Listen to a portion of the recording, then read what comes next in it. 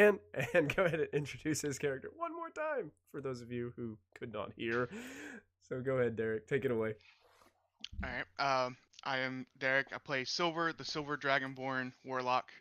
Uh, he's a bit of a hunter and kind of a guild artisan, so we'll see where this goes. All right, excellent. We will go right down from him, and we will go to Jamie. Go ahead and introduce your character, Jamie. Hello, I am playing Vix, the Purple Kobold, and I am a bard of the shadowy realms. That's all I got. All right, excellent.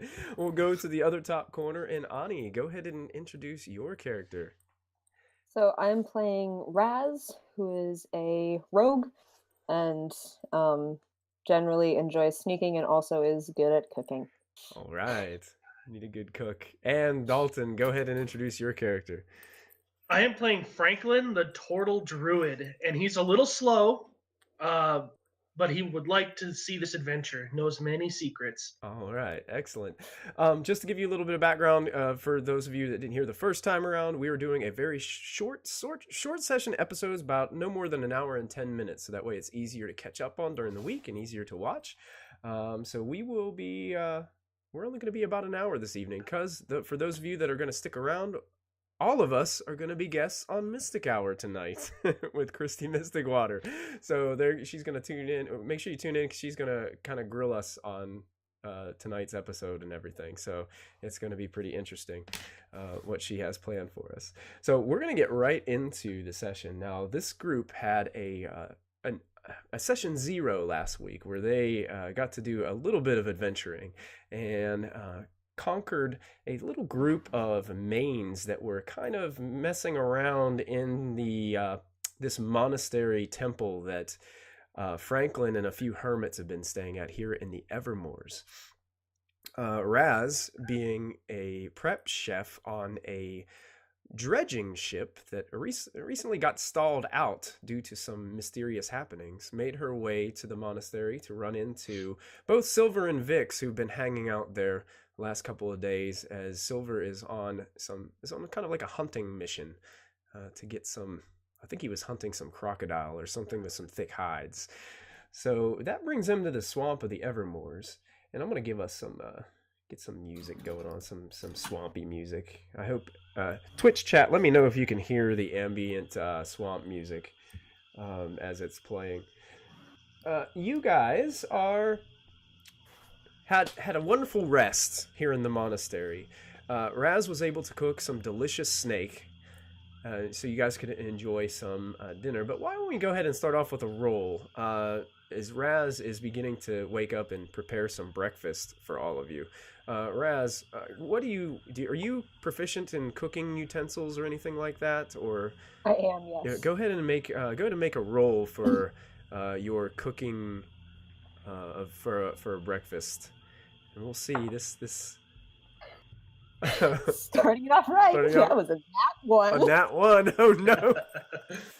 So as Raz is preparing the meal and getting things ready, you realize that none of the meat that you've got is really that good, and it takes you so much time to prepare this breakfast, and there's really not much meat involved in this kind of like little breakfast stew that you were making with all these materials. And Silver, to be honest, you're not very impressed with this one. You had a really good meal last night, and you're not sure she must not have slept very well last night, because this is not a material at all, especially for a prep chef. Yeah, your first meal you made was good. I don't know about this one though. I would much rather have my snake. It's because your snake has gone bad. If you'd gotten me some fresh stuff, maybe it would have been better. I mean, this was practically just skin and bones and rotten meat. It's okay, I have my swamp lettuce. I'm sure that's delicious. It is. Maybe on our trip I'll find some more. You give me good meat, I'll give you good food. You give me not good meat, well, no promises. Well, I don't know, because Master Silver can make good snake. That was a charcoal log you were eating last night. It was really good. There's no account for taste.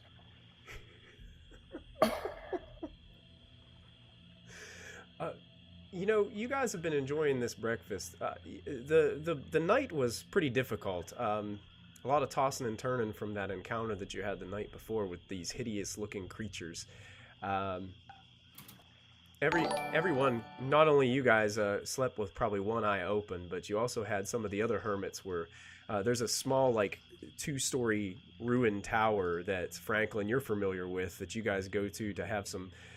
somebody kind of spots out during the night just to make sure nothing kind of roams into the monastery to keep it protected.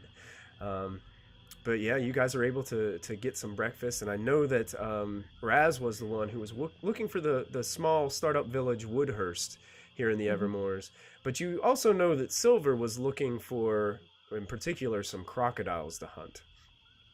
So you know that there are kind of 3 routes that you could take to get to Woodhurst. One in particular you have seen and you think is where a crocodile is actually using it as a home. And basically it's an area in a low valley that you know has a kind of a heavy, dense foliage area, kind of like a bog, that an old, large tree had finally given way to the moisture in the water, and the tree had fallen over, and inside the tree there's a hollowed out area, and you've seen this crocodile kind of roaming around in that area. So if Silver's really looking for a crocodile, you know that would be the way to go. There are also 2 other ways. There's a way that is through this tunnel of some light foliage. It's kind of made out of vines. It's kind of an intricate, it's natural the way that it's formed. It's this really cool thing. And there's another way that's the easiest route. It's a little longer because you got to go over the hillside, and it's kind of rocky. But you know that it passes by this old landmark, this obelisk, that kind of 10-foot obelisk that leans off to the side and is covered with moss. You know you could get to Woodhurst easier that way, probably, but it'll take probably a little longer. Well, we're gonna go by the crocodile. Okay. So you're gonna lead them to the path of the crocodile. And Yes. These are all going towards Woodhurst. It's just sometimes you got to make take a different direction to get to where you want to go. So you make your way, and it doesn't take you too long. Woodhurst is only probably a few miles away, if that. And you make your way down into the valley, where the moisture starts to pick up. It starts to get a little bit heavier, and you have to kind of choose your steps wisely as you're making your way across what you would presume is kind of like a natural trail that beasts and other creatures have made through this area. And you start to see this large tree in the distance that is leaning over to the side. It kind of stands out in the middle of this bog area. You can see on the right side there's some large stones that kind of stick out in various places of this bog. And to the left of the tree you see what looks to be an old wooden bridge, but it seems like it goes for a little way and then drops into the water. Can I start looking for tracks to see if I can see this creature, any of its movements? Oh, absolutely. Go ahead and make a I guess that for tracks we could make that survival. Are you skilled in survival? No. I am. Okay. I can do it. You can go ahead and make a perception check, Silver, and if you want to make a survival check as well, we can do that. It's a 4. 19. As you're looking around, you're not really sure where to look, Silver, for these tracks, and all of a sudden you see your friend is kind of looking over, seeing you looking around, and Franklin, you're able to spot some rather large crocodile tracks right away, and you kind of look over towards him and nudge him a little bit and redirect Silver a little bit to where you see these tracks in the mud. Looks like it's going this way, guys. What's going this way? Well, the Crocodile. crocodile. Wait, well, hold on a second. Wait, do we have to fight a crocodile? That's kind of the whole Well, reason. Silver wanted to fight one. Oh, goodness. One. I I get you're a dragon, but crocodiles are scary too. Don't you like worship dragons or something, Vix? Like, just think of it as a non-flying dragon. And Oh God, no! I don't know if that's helping. I start searching through my bag to find things I can give to the crocodile. Okay. Excellent. So as Vix sets down his pack and is starting to dig through it, you guys in particular, Franklin and Raz, you guys have higher passive perceptions than both Vix and Silver. I think Silver would be watching Vix as Vix is digging through his pack for tokens and trinkets to give to the crocodile. You guys notice beside this large tree, you can see something floating in the water. And as you look a little bit closer, you can see these two beady eyes on the end of it kind of staring towards you. Probably still about 50 or 60 feet away from you in the distance. But it seems to be just floating there, just like a log floating in the water. Well, there's your crocodile right over there. We definitely need to lure it out of the water. It's not a smart idea to fight it inside. I'm gonna start splashing the water because crocodiles are territorial. Okay. With my quarterstaff. Okay. So you start. Is there anything I can hide behind? Absolutely. Like, It's dense foliage, so you can find a tree, some larger rocks, whatever you'd like to hide behind here, Raz. I'll probably do a tree. Okay, go ahead and make a stealth check and let me know what you get. That is a 17, 17. plus 5. Wow. The 22, 22. right? That's how math works? Yes. Awesome, yeah.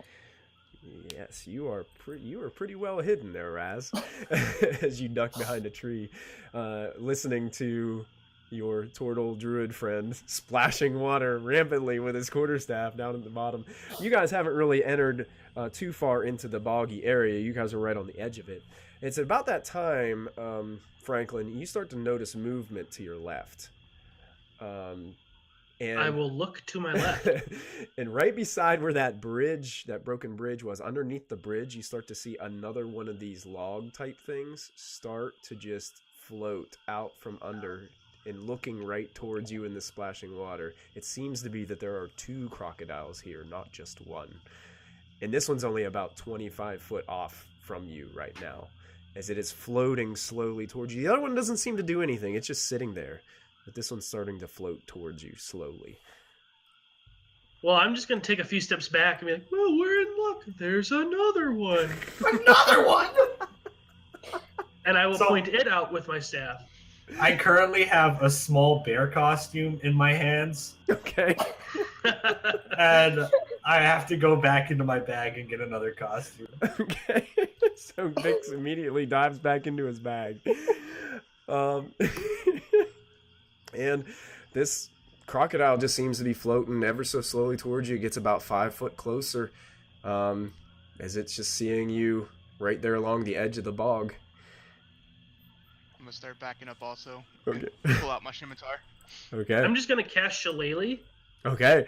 So as you do this, all these vines start to wrap around your quarterstaff, making it look a lot more menacing. It's got some jagged areas on it that can do a little bit more damage. Absolutely. And Raz is still hidden and silent. Yep. I would probably have, like, notched a crossbow bolt, though. Okay. I'll stay out the back of this fight. So the crocodile continues to creep a little slower, and then just kind of stops about 15 foot away from you. He's just like staring at you. I'm just gonna look around, see if everybody's ready. Where is it? Where is it? I can't find it! Why, they're right over there. And I point them out again. Not the crocodiles, the costume! To give to the crocodile! Oh, man. And I'm just gonna Eldritch Blast it. All right, go ahead and make your attack. That is a 19 to hit, A 19 And- will hit. 8 points of force damage. 8 points of force damage. Excellent. So as you guys are standing there, you watch. What does this look like as you cast it? Out of my left hand, you see just some silver bluish energy appear and just unleash it towards the crocodile, and it All right, and it just makes its impact. The crocodile, you see it start to splash and just kind of do one of those like death barrel rolls into the water as it takes all this pain, and then it disappears onto the surface. But at this point, I need everybody to go ahead and roll initiative for me.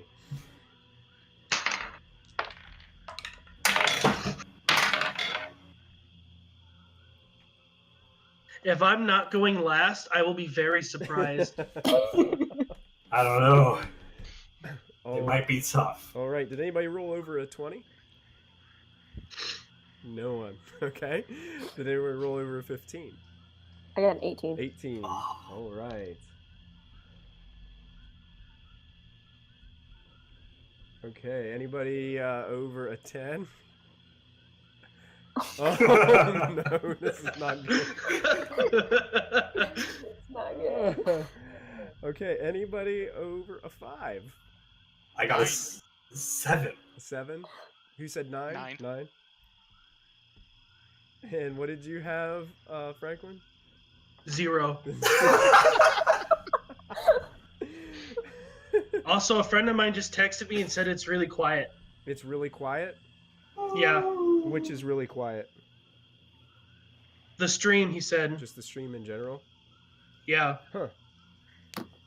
Is mine saying it's like, my OBS is like redlining. Oh. So I don't... Do they have it turned up all the way? Yeah.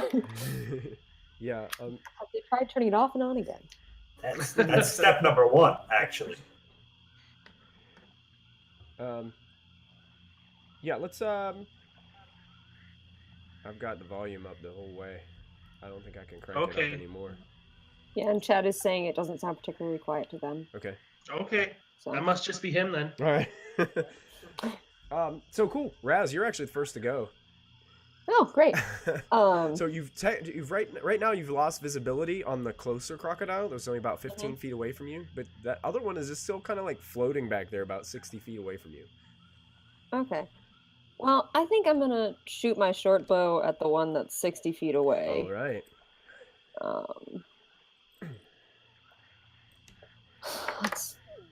That is an 18 plus 5. That will definitely strike the crocodile. Yes.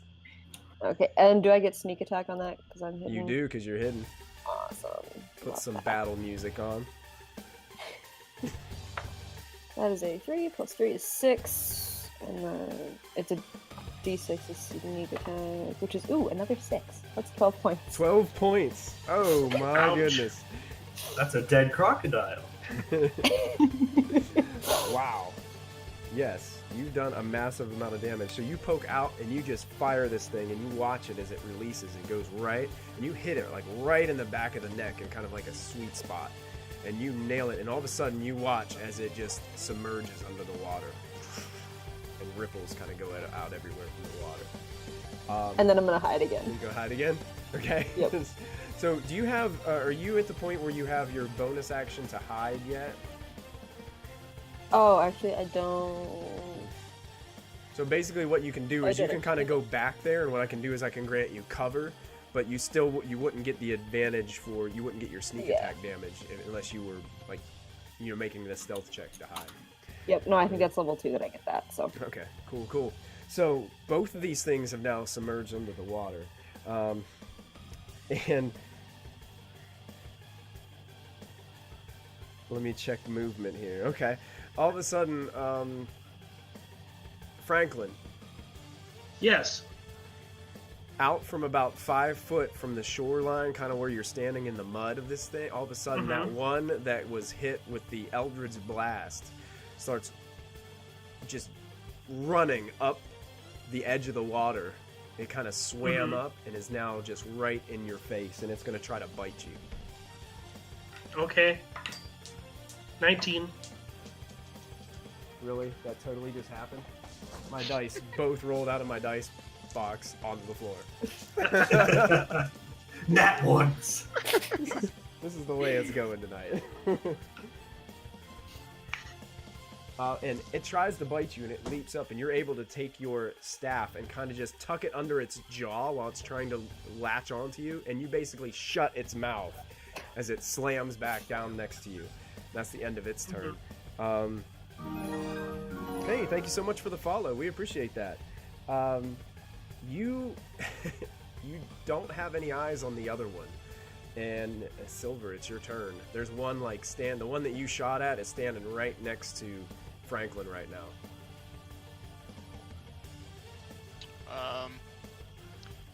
Well, I am going to just run up to it, and I'm going to Wrathful Smite it. Okay. What does this do? I make a melee spell attack with my weapon, of course, and if I hit, it takes extra psychic damage, and it might end up being frightened by me. All right. I have to make a wisdom saving throw. Wisdom saving. Okay. That is... I don't know if that's going to hit. That's a 10. A 10 is not going to hit. So as you come up to slash at the creature, you actually, it kind of shifts out of the way a little bit, and you slash into the muddy ground next to it. Hey, thanks for the follow. We appreciate it. For some reason, my alerts are enormous. They're huge. I apologize, guys. I got out of work 10 minutes before stream. So I'm trying to make it happen. I can fix it in a minute. Excellent. So that's going to be the end of my turn. That's the end of your turn. So basically, you guys are kind of standing right next to this one crocodile, and that brings us up to Vix. All right, so I run up within 10 feet of the dragon or of the crocodile. Okay. I also think it's a dragon. Please don't hurt me, little dragon people! And I throw the costumes into the water. One's a little bear costume, and one's a knight costume. Like a little kid knight costume. Okay. And I'm gonna do grovel, cower, and beg. Get on my knees and just cover my head. Okay. So any enemies within 10 feet of me that can see me, all of my allies have advantage against. Oh, nice. Oh, that's cool. Nice. Okay, all of your allies have advantage against it. Okay, cool. Excellent. Does that end your turn as you're groveling down on the Indeed. in the mud? Please, no, please! Awesome. All right, Franklin, you finally get to go. Well, I rolled to hit and I got a natural 20. Oh, excellent.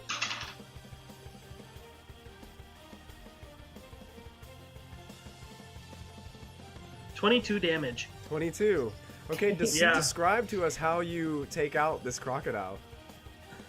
I'm gonna take my quarterstaff and I'm gonna hit him across the head, and the vines kind of wrap around and choke him out. Oh, nice. So, Silver, you're watching this as you're just standing right in front, and you're seeing your new turtle friend Franklin has the quarterstaff, and the crocodile up against his chest, and he's just strangling the thing back and forth with this thing, and the vines are wrapping around it, and it's pretty intense. And he has a smile on his face the whole time. Yes, he does. It's definitely a different technique. Excellent. Brings us to the top of the order with Raz. You still don't have any visual on the other one right now. I think I would just look at Vix and be like, where did you get those? Long story. We don't have time for it right now. Okay, and then I would hide as my action. Okay, go ahead and roll a stealth check and let me know what you get. That is an 11 plus 5, I think it was. Yep, so 16. 16. Excellent. All right. Out of the water, next to Silver, emerges the other crocodile, and it starts to approach, and it goes to try to lash out. You see its fangs as it's huge maw opens up before you and it sort of leaps towards you.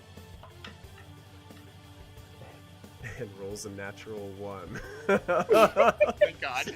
So it goes to leap towards you, and there's like this one video that I watched the other day where it's like when you roll a nat 1 and it's just like this, it's some kind of insect trying to, or it was a lizard trying to eat a fly or something, and every time it tried, it literally missed. It's just a terrible miss, and it snaps right next to you, Silver. And that's the end of its turn. It brings us to Silver. Well, I'm gonna try and hit this with my scimitar. It still Alright. has Wrathful Smite on it until I hit something. So Now, Vix, when that creature came within 10 foot of you, does it have to be when you cast the spell or when it comes into your range? It just says within 10 feet of me if they see me. Okay, so you have advantage. that is going to be a 20 to hit, not natural though. Well, that's going to hit. Go ahead and roll your damage.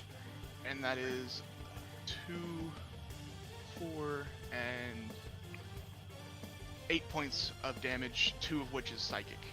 All right, go ahead and describe how you slaughter this crocodile. Oh, I'll just plunge my scimitar straight through its head, going right through its bottom jaw. All right, so you guys watch as Silver puts the scimitar right down through the head and then rips it out. A trail of blood on the scimitar as the crocodile lies motionless in the marshy areas around this area. And we are out of combat encounter right now, ladies and gentlemen. And you are looking at 2 dead crocodiles. Oh, Wow. Master Master Silver, and Master Frank. You're so strong. As I'm gathering up my costume. I will immediately start to skin and butcher the animals. Okay. You're gonna... No part left behind, sort of thing. Okay. I will also. And I got a 19. Okay. Are you gonna do the other one, Silver? Yes. Okay. You're just gonna ruin the other one. Watch. What is this check? I'm proficient in leatherworkers tools, if that matters. You I know, don't think it's leather yet. okay, let's make this. What did you roll? I used survival. You use survival. Yeah, I would use survival for this probably. Okay. That's probably the best bet. And that is a 14. 14. Yeah, you guys do a pretty good job of skinning these creatures up. Surprising, Franklin does a pretty good job. He's kind of just carving away. He's got. Do you have a dagger or some kind of knife that you're using to do this? Yeah. Okay, so you guys are kind of carving away. You also actually get a fair amount of crocodile meat that you think that could be used for cooking up some meals. You get probably about 25 pounds of good crocodile meat out of this whole ordeal. So you guys can add that to your characters as well. It takes a little bit of time. You guys are probably sitting here for probably a good hour or two, kind of doing this. So, yeah, you guys kind of skin yourself some crocodiles and are still kind of hanging out here in this muddy area of the marsh. Why don't you go ahead, everybody make a perception check for me while you're kind of hanging out here. 7. 15. Also a 7. Also a 7. 12. 12. Franklin, you notice something inside where you believe the crocodiles to have their den. Mm-hmm. It looks like there's something kind of bright orange and perhaps white inside there, but you can't really see very well because there's like vines and other things that are kind of like blocking it. Well, I'm gonna go check it out then. Okay. You guys all, which way are you going? Are you just going right into the water and kind of swimming up to it? Or are you going kind of doing the half bridge and then kind of moseying over? Because it's kind of in I'll just go straight through the water. I don't see any more crocodiles. Okay, all right. So, I'm definitely going the How bridge you way. die? what did you say, Silver? I'm definitely going the bridge way. Okay, Silver takes the bridgeway. You watch as the turtle kind of starts to lower down in the water. Surprisingly not as deep as you thought it was. and eventually it gets to about your neck level whenever you get to where the entrance of the tree is. Is it Vix? Are you staying put on the bank, or are you going to out of curiosity to see what this is all about, or Did I see the shiny orange? you didn't see it, but you noticed that the Franklin and Silver started heading towards the large tree in the marsh. Wait! Master Franklin, please let me crawl on your shoulders. I can't swim.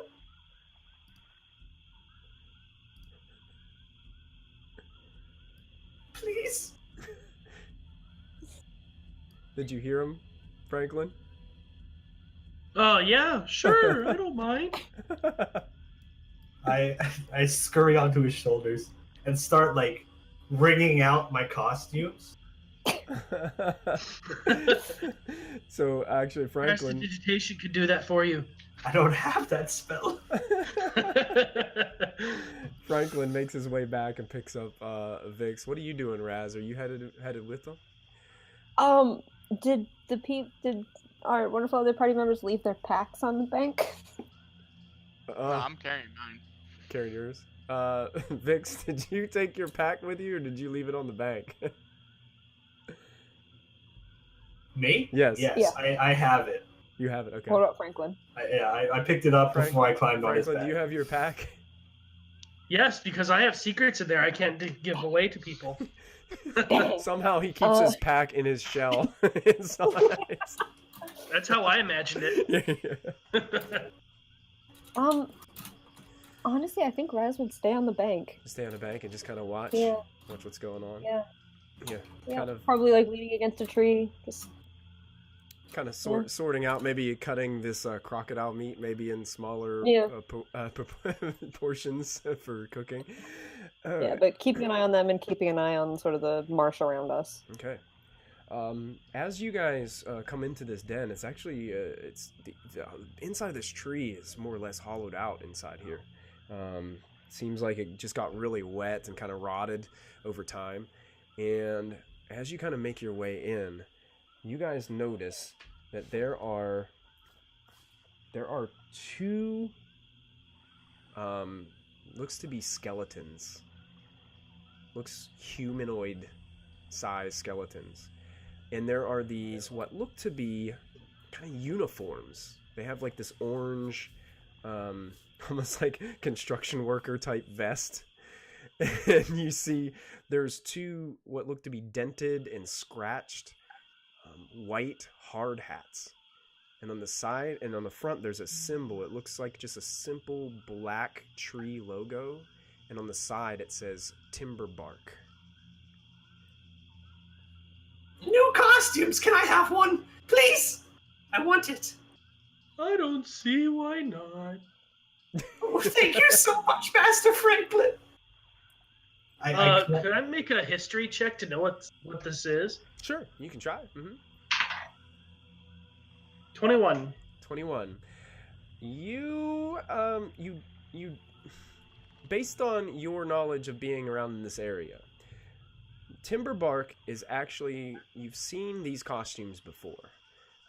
As you were snooping on what was happening with this whole dredging ship, you've seen the ship, but you haven't got close enough to know a lot of details about the ship. But you know that they have these people that put these hard hats on, and they go out ahead of the ship sometimes in rowboats, sometimes on land, and they're the loggers. They chop down the trees that are blocking the way for the canal. This must be uniforms from loggers. Okay. And with me being a druid, are these the type of loggers that actually replant, or are they just like clear cutting? They're clear cutting. Okay, so they got what they deserve. Yeah, they're just clearing it out to make room for this canal. They don't really have time to sit there and take and replant right now. Mm-hmm. Well, is that all that we find in there? Actually, whenever you turn around to leave, in the dark corner of the recesses, you see another skeleton. But this one, rather humanoid looking, looks a little bit shorter than a human. in the skull is a strange shape. And next to it, you can see maybe some torn bits of hides and things like that, like animal hides. And there is a spear with a, looks like crafted spear tip on the end that's kind of twined with some rope that's attached to it. Well, I guess I'll grab the spear. All right, yeah, it's looks like it was created.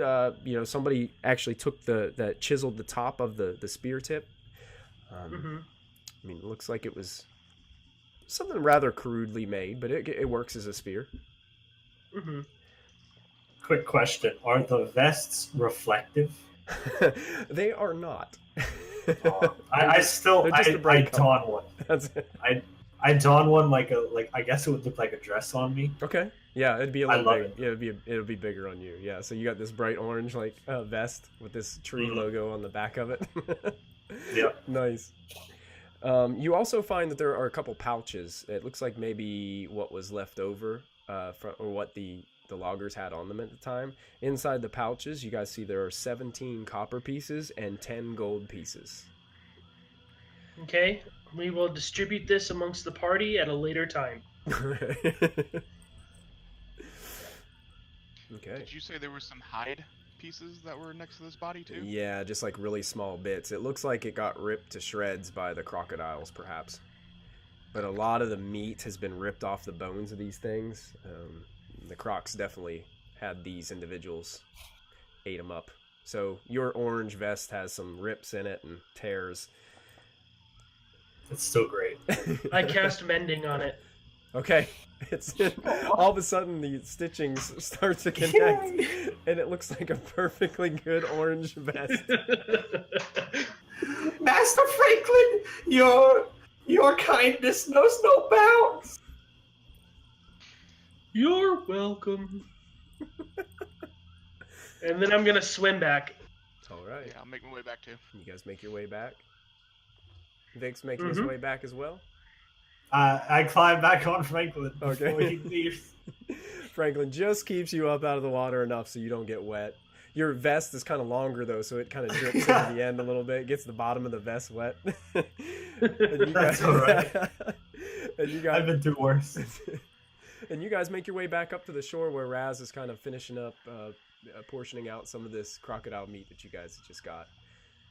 And would I recognize the vest and hat as Vix got back to the land? yeah, actually, as soon as Vix gets in that water and you see him wearing that orange vest, you know exactly what it is. You've seen this before.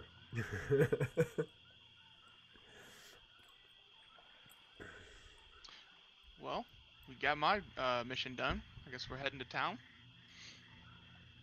If Let's that go. is fine with everyone, I'd like to get moving. All right. So at this point, you guys start making your way towards Woodhurst, which is only a little while down the trail. Franklin doesn't really have any problem at all leading you guys there with his knowledge of the area and his experience here. When you see Woodhurst, it seems to be built in an area that used to be densely populated with trees and other dense foliage, but since then has been cleared out.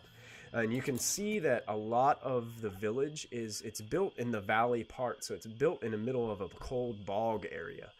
And all the buildings that are assembled here are all made out of wood. Seems like really kind of crudely made boards and things like that out of the lumber that they've collected. But everything's on stilts, so it's sitting above the water a bit. There's ramps that kind of lead all through this little village. Seems to be a lot of buildings kind of more centralized, and as you get out, it looks like little platforms have been built, and people just have like these canvas tents that are used as like temporary dwelling places as you enter get close to the village. You can see there's people moving about. Not a ton of people. It's very small in size. But you can see that there's one building that kind of dwarfs the rest of them, and it's a two-story. There's two buildings kind of side by side that kind of dwarf the rest. They're two-story structures. One of them looks a little bit more elegant than the other, and but other than that, I mean, most of the decorative stuff it's just really simple, kind of simple log cabin-esque looking things. Well, I what do you think- need to do here? I would start looking for the golden gator. The Golden Gator. Okay. Yes. One of those two larger buildings, you notice that when you get closer and you start heading over to some of these ramps and passing by some of the villagers who seems to look at all of you rather suspiciously, but kind of just giving you just a glance as you walk by. Is it because I'm a kobold? Is that how I feel? You might. You're Vix. You're used to this, so you're probably you're always running from this, even with your own clan, from your purple hue. I disguise self as a dwarf wearing the same costume. Okay. All right. So, as Vix gets a couple of these weird looks, all of a sudden you guys turn to your side, and now there's a dwarf standing next to you, wearing the same orange vest. It's almost like you look at him, you look away, and then you look back, and there's a completely different person there. All right. So you make. I think I would sort of look at him and be like, wait, are you? No, never mind. I just know some cool tricks. Very, very cool tricks. Very cool Definitely tricks. very cool. So as you guys approach this place called the Golden Gator, you can see that there is a sign next to the door of that one of those two-story buildings. The two-story has this wooden sign hanging, and it just has this. It's shaped like an alligator or a crocodile, and it's just painted with a yellow paint, a crude yellow paint, and you can assume that this must be the Golden Gator.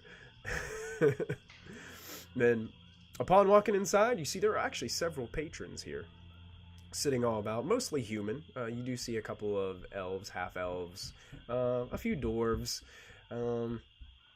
a couple, you see one halfling that's kind of walking around delivering drinks over to some of these crudely built wooden tables. And there is a man kind of walking around, kind of checking on the patrons, and you can see there is a tiefling, a woman, who is behind the bar right now, and just kind of filling orders, kind of getting drinks ready and things like that. Do I recognize anyone? You recognize a lot of people.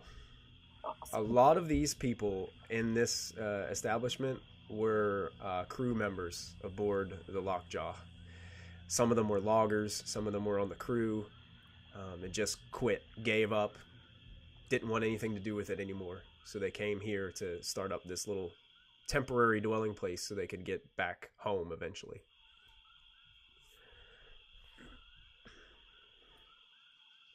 Well, I'm getting a drink, so if anyone else wants anything, I'm just gonna walk towards the bar. Okay. Well, follower, I want one too. All right.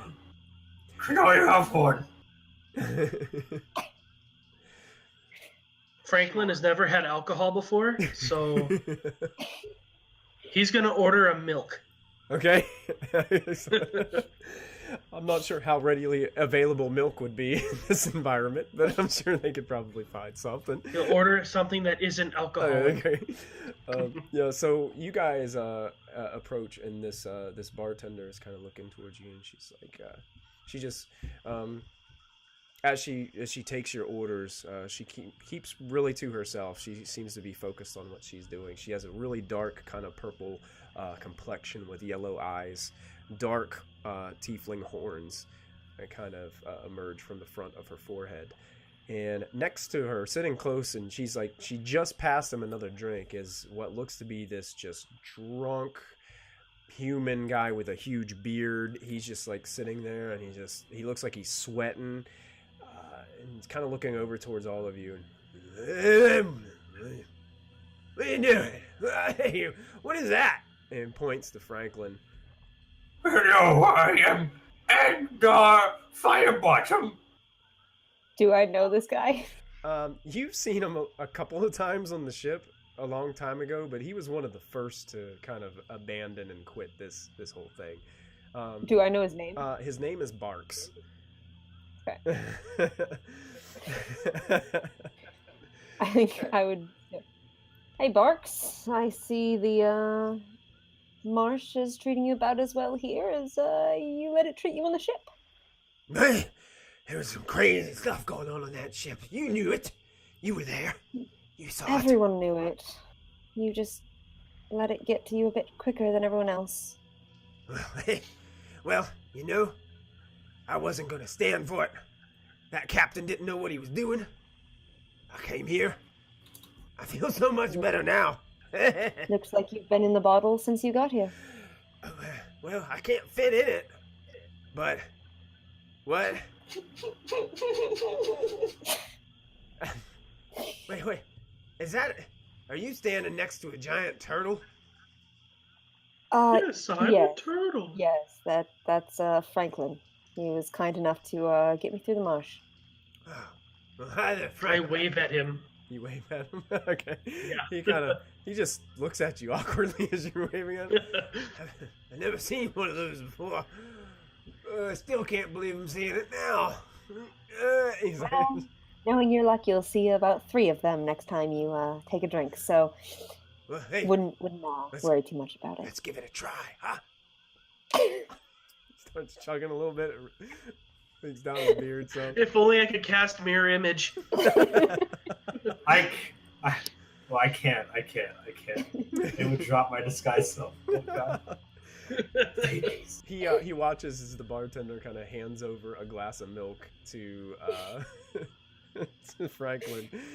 He's like, what'd you mix that with, huh?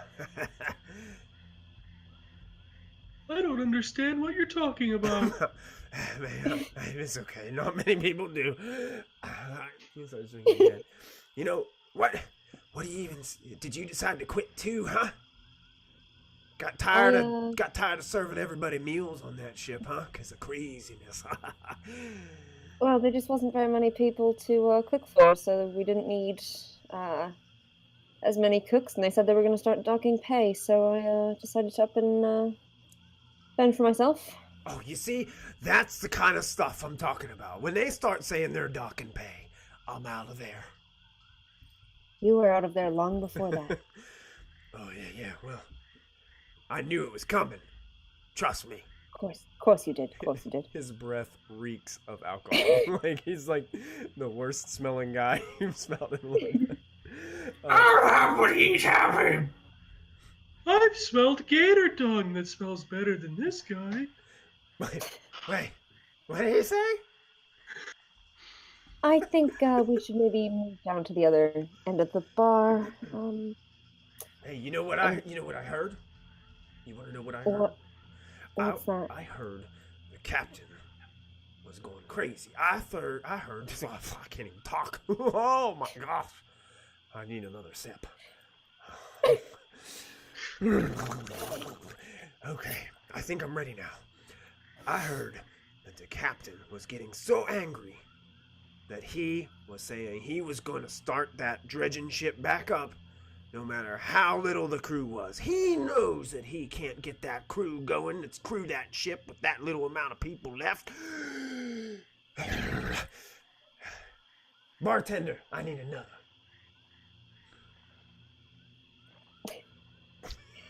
I'm going to sort of edge away from him and then order a cider. So you guys are edging down the bar, and he turns to look, and there's no one there anymore. I imagine all that. So you said we're going to the other end of the bar, but I don't see a bar. We're in a building. I mean this wonderful counter here. It's called a bar, where they serve drinks. Oh. But also the entire building can be called a bar. It's complicated, grammatical English, common, whatever language this is. Are there candles in here? Yeah, there's some candles. There's more they're like lanterns that are kind of covered in the candles covered in glass. They're very simple, like just white candles. You want one, don't you? Really bad.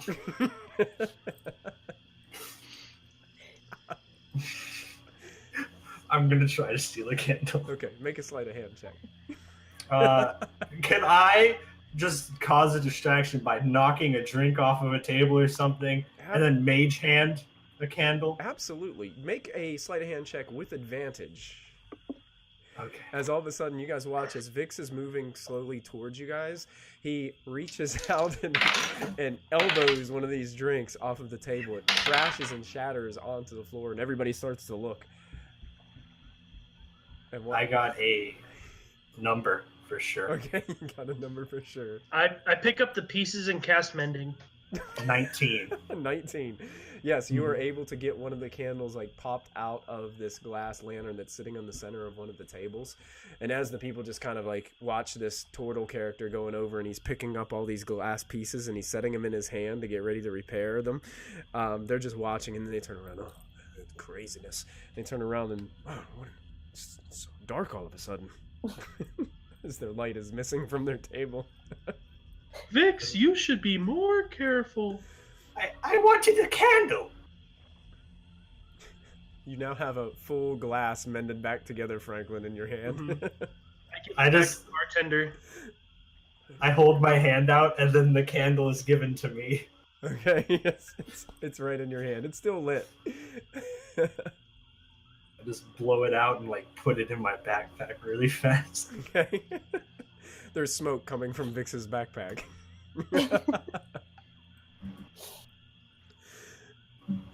Silver, anything you'd be wanting to do at this point? As you're just He's just getting some ale and sitting at the bar, just watching everything. the bartender kind of comes up to you, passes you your ale, and just please ignore him. He spends a lot of time here. Yeah, it looks like it. It's Bark's undercut. He was, he couldn't wait for this establishment to be erected in here in Woodhurst. I'm sure he basically lives here. Yes, we have to send him on his way each and every evening. She just picks up a rag and starts wiping the bar a little bit. It's quite a nice place you have here for this town. Oh, it'll do the trick. Owner over there, and she points to it's like a middle-aged human man. He's kind of like walking around checking on a few tables. Looks a little bit more well-dressed than the rest. Not like noble attire or anything, just looks a little bit better off. And that's Gerald. He's the owner of the establishment. He was another one of those crew members who got sick and tired of the conditions. Gotcha. So you all came here on this ship? Yes, most of us have. Raz, you actually recognize this woman. She was actually one of the waitresses aboard the ship. Okay. Her name was Uza. Mm-hmm. But she abandoned a little bit earlier, and has found a place to work temporarily until they figure out what's going on. What's the news of the town, Uza? Well, from what I hear, they're in a frantic, trying to hire new people, trying to hire adventurers into this town to help with some of the mysteries and problems that have been happening. But I know the noble next door, Dominic. Yeah. He was the part of the noble family that helped to fund this whole expedition. He was actually sent aboard the ship. You probably remember. He was more the administrative individual, making sure that everybody was doing what they needed to do and things were getting done. But when things started to go awry, he built an establishment here until we could figure out what was going on. Still no answers. Wonder if there'll ever be any. I don't know. I can hope I can get out of here sometime soon. It feels like we're all trapped. Would you head back to the boat if it started moving again? That's a good question. It's a very good question. I haven't really made my decision on that. I guess if it started moving again, I'm not so much of a small village girl. I'm more of the bigger city type. I probably would go back, but I don't know. Seeing that all the trouble that's been caused so far, they still can't find half of the loggers. Yeah, it got pretty sparse on the boat. It was why I left. It wasn't enough to do anymore. Yes, well, at least for right now, everyone here in Woodhurst is relatively safe. It seems that, coming together like this has really helped bond us and bring us together as a small community. Have there been any incidents like there were on the boat? Not here, but I know that Dominic has had several things in mind, and he's trying to get things settled out, so if you needed more information, I'm sure he would be able to supply you with information about what exactly is happening on the outskirts of the ship. I know. Might touch base with him, yeah. What's that? I might touch base with him. Mm-hmm. Sure. Silver, anything else that you guys are doing? I'm just sitting here listening to the conversation. Yeah, you can hear just the murmurs and the rumors. All these people in here are just basically just trash talking the lockjaw. You hear a lot of things against the captain of the ship. The captain. You hear the name of Fenton Tuttle a bit. Captain Tuttle is what they call him. Basically getting trash talked a lot.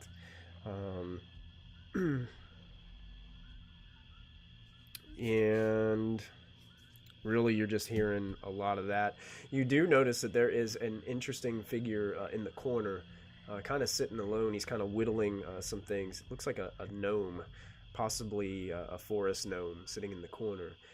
He's wearing a necklace that looks to be made of all crocodile or alligator teeth. And he has an interesting kind of hat on that he's wearing.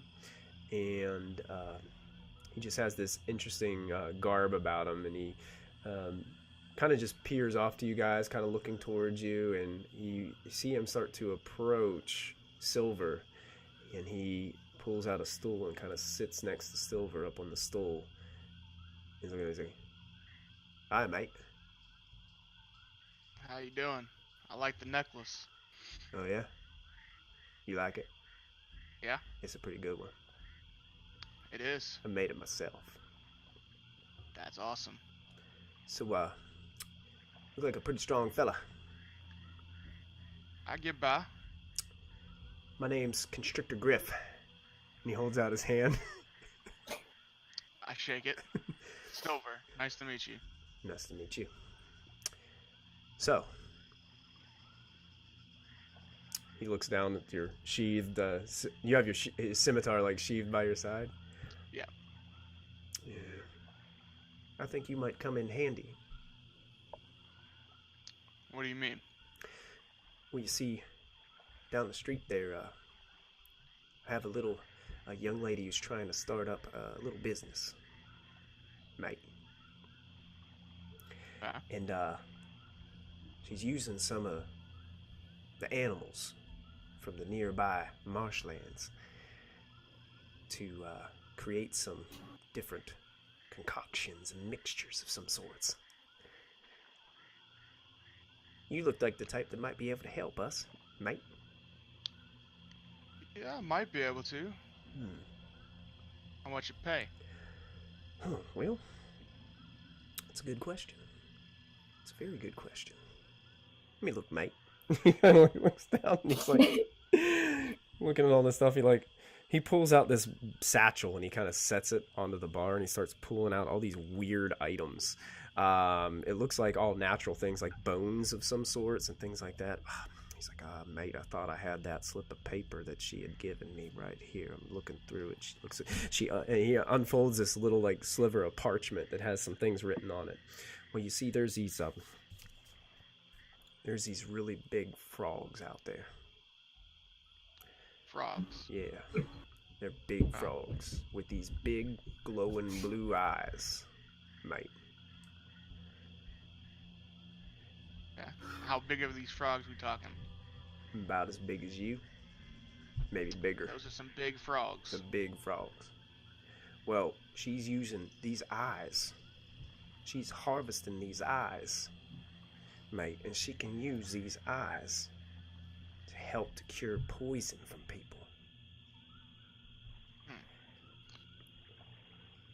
Seems quite useful. Yeah, these things are called Ufaga. Uvaga, okay. Ufaga. Say that again. Uvaga. Yeah, there you got it. Ufaga. Okay. Raz is kind of just like Great. looking over your shoulder, listening to this conversation with this guy. He's just this interesting little gnome. You look, Do I recognize him? you don't. You've never seen this guy before. Okay. You have no idea where this guy came from. Even Franklin doesn't even recognize this guy.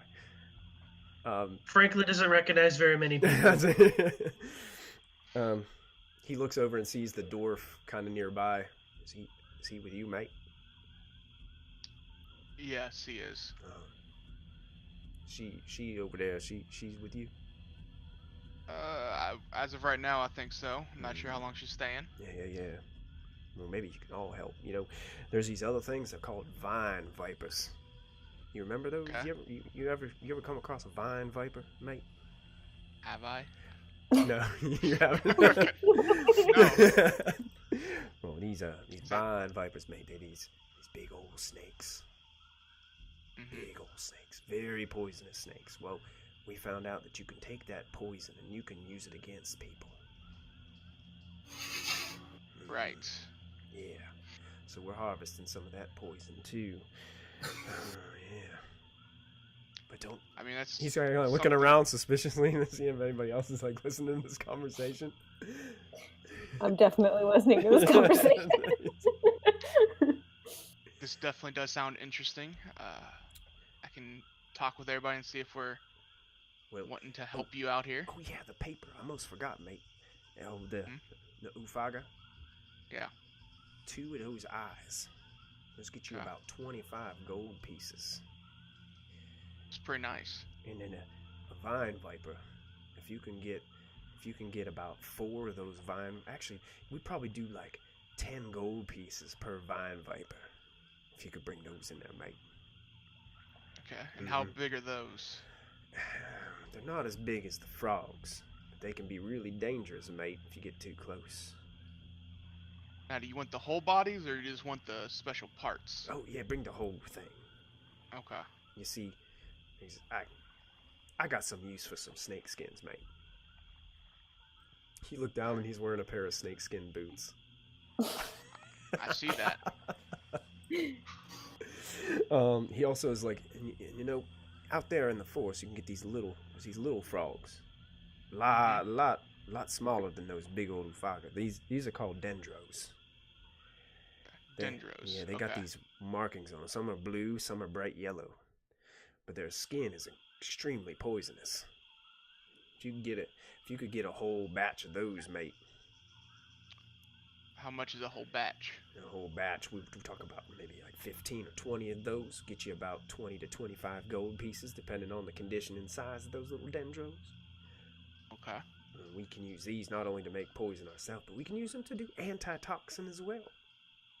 Once we have that in our possession, mate. Uh-huh. Mm-hmm. Is all this information on this piece of paper you're gonna hand me? Well, here it is, and it just has numbers written on it. Okay. It's like Just numbers, nothing. yeah. There's no like what this equals, you know, and everything. It's just like some numbers like haphazardly like drawn on this. I look confused. Yeah. Thank you. You're welcome, mate. That's it. Anything else? Is there anything else? I asked you first. But I asked you second. True. Touche. Mhm. And he gets off the stool and he clops off and walks out the front door of the establishment and he goes, "Eh," and shuts right there. And that's where we're going to end tonight's episode. All right. Well done, everybody. I let us go about 10 minutes later than I originally expected because Christy mentioned in the chat that she was trying to get things ready for Mystic Hour tonight. So we got our whole hour and 10 minutes in, so we made it even though I was late. So I want to thank everybody for tuning in to the first episode of Delve and Dash. I hope you guys had fun. Did everybody have fun tonight? I had a lot of fun. All right, you guys took out a couple crocodiles, hunted a couple crocodiles, and made your way into Woodhurst to meet a few of the NPCs tonight. next time we gather together, we'll be continuing to look through, have a little bit of exploration through Woodhurst and see where the adventure takes us from there. So thank you guys so much for tuning in. Make sure you tune in, and it'll probably be about 15 to 20 minutes before Mystic Hour gets cranked up, probably around 9 p.m. Eastern Time. So we will see you guys in just a short bit, as we are all going to be guests on Mystic Hour. So make sure you guys tune in. It's going to be a lot of fun. Also, don't forget, tomorrow night we got Storm King's Thunder, 8 p.m. And we will see you guys next week at 7 p.m. as we will start on time next week. So everybody have a good night, and we will see you next time. Don't forget to add that proficiency bonus. See you guys. Have a great night. Bye-bye. Bye. Goodbye.